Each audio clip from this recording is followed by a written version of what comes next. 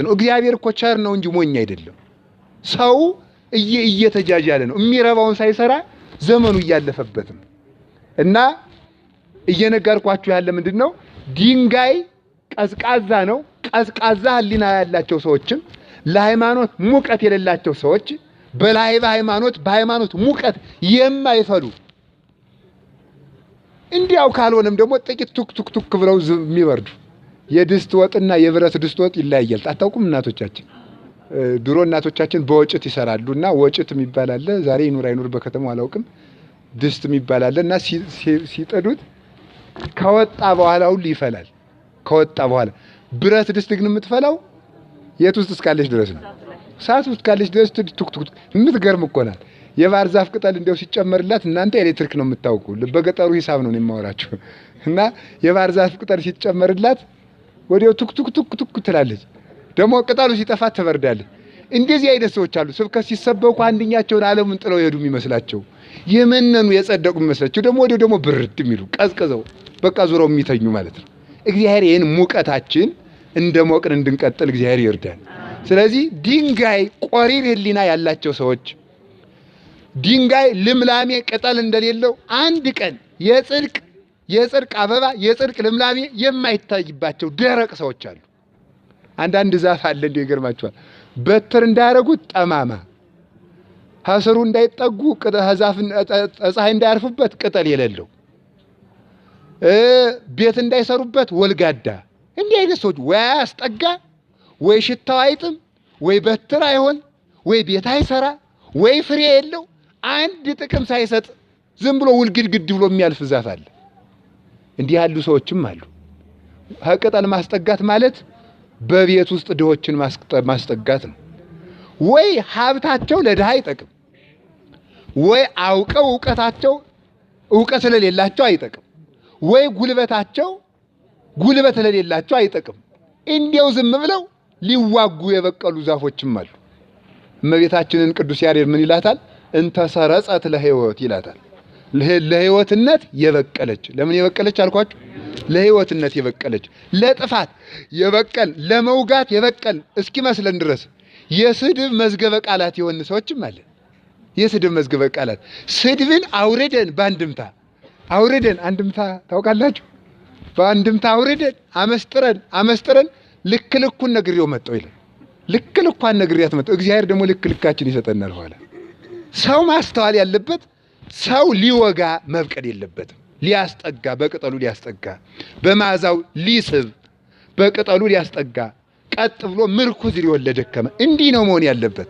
እና ድንጋይ እንደዚህ ውሃ ቢያጠጡት ውሃውን ጠጥቶ ፍሬ ሊያፈራ ወይ አበባ ሊሰጥ አይችልም። እና እንዲህ ያለነውን ከዋክብት አድርጋ ብሩህ እንድንሆን እስኪ አንድ ነገር ልንገራችሁ። ድንጋይ ጨለማ ሲመጣ የሚደበቅ ኮከብ ነው ድንጋይ ነው? ጨለማ ሲመጣ የሚደበቅ ምንድነው? ድንጋይ ነው። ጨለማ ሲመጣ የሚደበቅ ድንጋይ ነው። ኮከብ ይደምቃል። መከራ ሲመጣ ቅዱሳን ይደምቃሉ፣ ኃጥአን ይደበዝዛሉ። ጅል ሰው በመከራ ጊዜ እልም ብሎ ነው የሚጠፋ። እልም ብሎ ውሸቱን ነው የሚኖረው። እንደው እኮ የሚገርማችሁ ነገር የውሸቱን ነው። በቃ ከእግዚአብሔር ፍቅር ማን ይለየናል? ረሃብ ነውን? ስደት ነውን? ዛሬ ጥቅስ ማን ቸግሮት እቴ ስደት ነውን? መራቆት ነውን? ልዩ ፍጥረት ነውን ይላል። ብርድ ሲሆን እኮ ቤተክርስቲያን ፍትርክ ብሎ የማይመጣው ነው እንደዚህ የሚለው። ይሄ ሁሉ ምንድነው? የውሸቱን የሚኖር ሰው ነው። እና ብሩህ እንድንሆን በመከራ ጊዜ እንድንደምቅ አድርጋ ከብሩሃን መላእክት ጋር አስተካክላ ድንጋይ የሆነውን ኮከብ አድርጋ ቆሪር የሆነውን በእሳተ መንፈስ ቅዱስ ፈልተን ምስጋናና ትርጓሜ እንዲወጣና አድርጋ ስጋውን ደሙን በልተን ስለ ክርስቶስ እንድንገሳ ያደረገችን እመቤታችን ድንጋይ የድንጋይ ሀገሩ ምድር ነው ሰማይ ነው? አቤት አይዟችሁ አትርከሙ። የድንጋይ ሀገሩ ምንድነው? ምድር ነው። የድንጋይ ሀገሩ ምንድነው? የድንጋይ ሀገሩ መንከባለል ነው። አፈርና ትቢያ ሆነን የመቃብር ሲሳይ ሆነን ምድራዊ ሞት እየተጫወተብን የምንኖረውን ከድንጋይ በቀር የተሻለ የሚረባ ቅዱስ ዮሐንስ አፈወርቅ ካሳ እንኳን የሚሻል ህይወት የሌለንን ህይወታችን እግዚአብሔር ግን እስከ ሰማይ ድረስ አሳረገው ይላል። ካሳ እንኳን የማይሻል የአሳ ኑሮ ባህር ውስጥ ቡጭርቅ ነው። በቃ እዚያ ውስጥ በቃ መዋኘት በቃ ተደሰተ ፍንጥስጥስ ብሎ እንደው ደግሞ ዋኛለሁ ሲል አንዳዞ ከጣለለት ልቅምጥ ያደርገውና ይጨርሰዋል።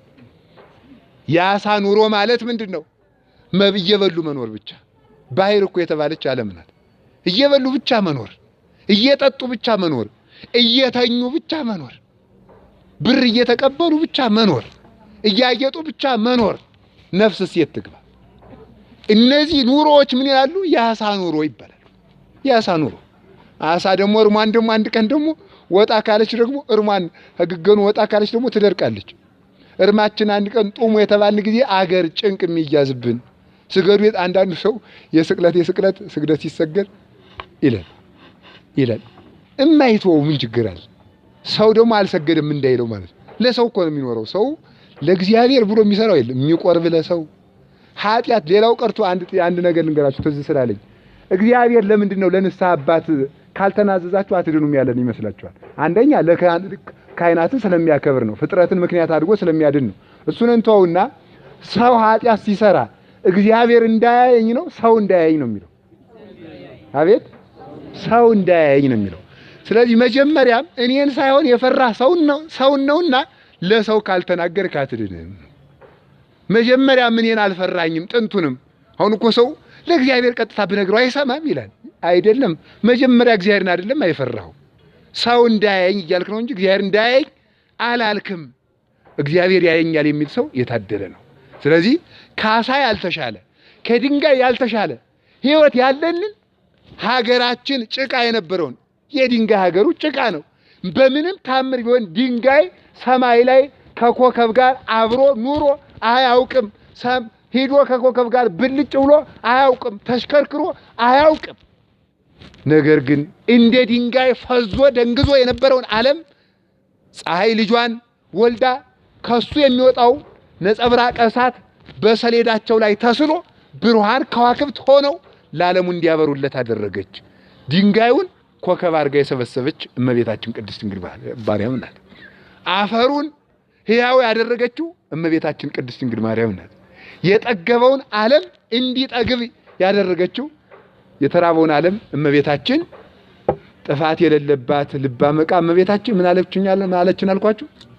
አለችን አልኳችሁ? አቤት ሰበሰበችን። የሰበሰበችን ደግሞ በየት ነው? በሰማይ ለመሰብሰብ ያብቃን። የድንጋይ ሀገሩ ጭቃ ነው። እመቤታችን ግን የድንጋይ ሀገሩ ሰማይ እንዲሆን አደረገችው።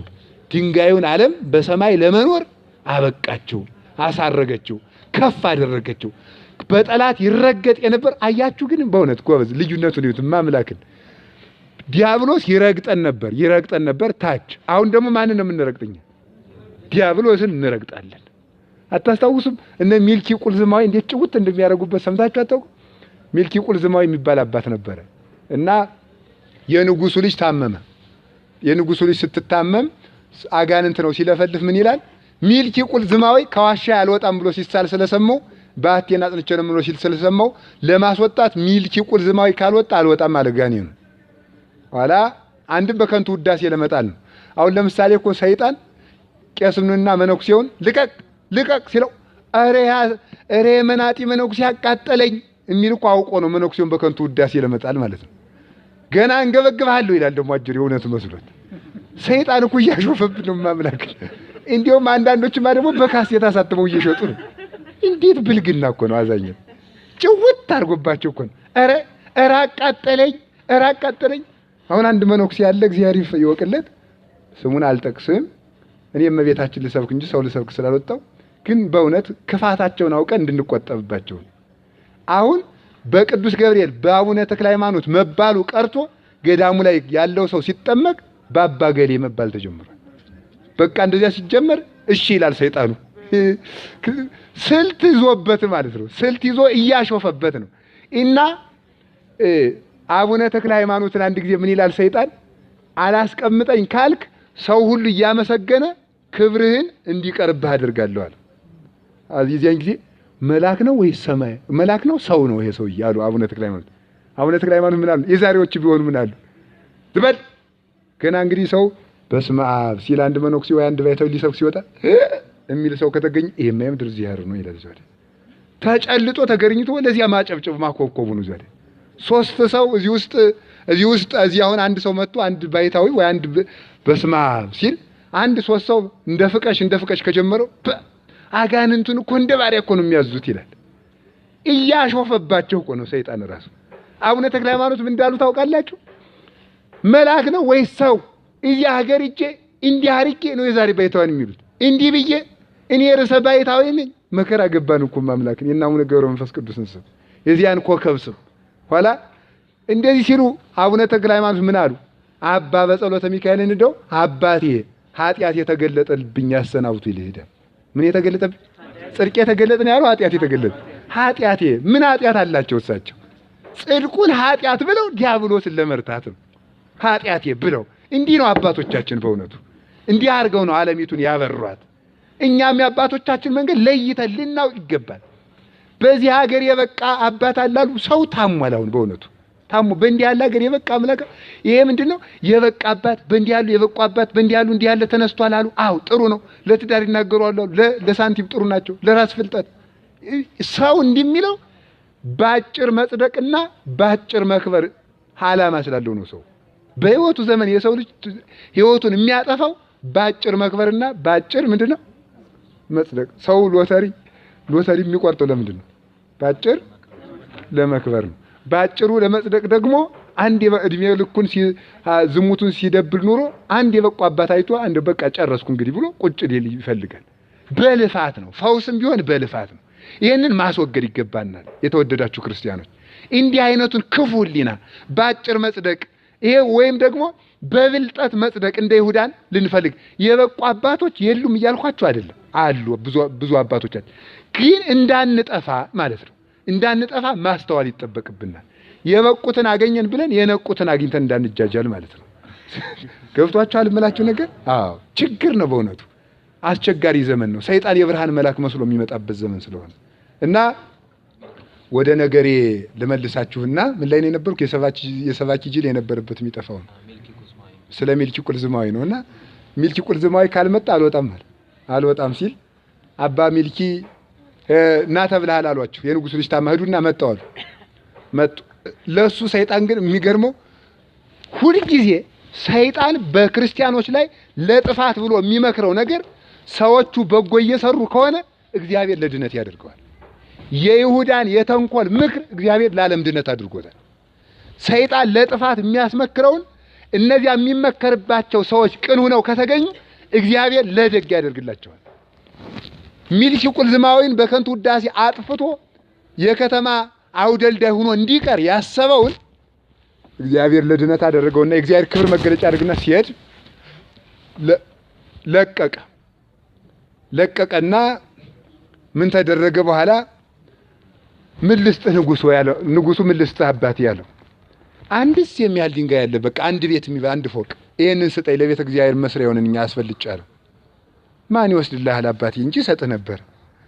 ለወሳጁ አትጨነቅ፣ ዝም ብለህ አንተ ያንተ ድርሻ መስጠት ነው። ኋላ ሲለው አይ ዘወሃብ ከነ ንኪር ሁሉ ኃይል ወለጸላኢ አጋንንትን ሁሉ እንድንረግጣቸው ኃይልን የሰጠህን እያሉ ሲጸልዩ ሲሉ ሰይጣኑ ራሱን ጠርተው አምጥተው እና ብለው ድንጋዩን አሸክመው ገዳሙ ድረስ ወሰዱት። አጠፋለሁ ብሎ በወሰደበት ራሱ ጠፍቶ ተመለሰበት። እግዚአብሔር አምላከ ሰላም ይቀጥቅጦ ለሰይጣን ታይተገሪክሙ ይላል ቅዱስ ጳውሎስ። የሰላም አምላክ እግዚአብሔር ሰይጣንን ከግራችሁ ስር ይቀጥቅጥላችሁ ይላል። ለመቀጥቀጥ የተገባን ሆነን መገኘት ውዳሴ ማርያም መድገም እና እግዚአብሔር እንዴት እንዳሳደገን እመቤታችን እንዴት ከየት ወደ የት እንዳነሳችን እንድናስተውል ብዬ ነው። ባጋንንት ከመረገጥ አጋንንት ጋር ከመቆም አይደለም እኮ መቱን መቆም አለ፣ በግርበታች መሆን አለ። ልዩነቱን ይሁን በግርበታች ከመሆን አንስታ በራስ በላይ ወደ መሆን አሳደገችን እመቤታችን። ለዚህ ያበቃችን እመቤታችን ክብር ምስጋና ይግባል።